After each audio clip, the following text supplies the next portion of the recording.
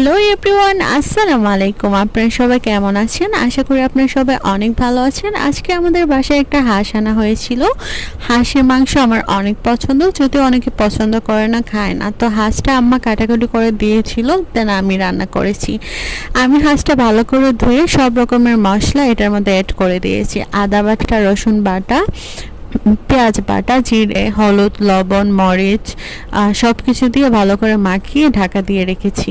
এবার আমি পেঁয়াজগুলো ভালো করে বেছে নেব। পেঁয়াজের বেরেস্তা যদি মাংসতে দেওয়া হয় তাহলে মাংস খেতে অনেক টেস্ট হয়। তো বেরেস্তা দিয়ে আবার আমি মাংসগুলো ভালো করে মাখিয়ে নিয়ে রেখে দিয়েছি। তারপর আলু বেছে নিব ভালো করে।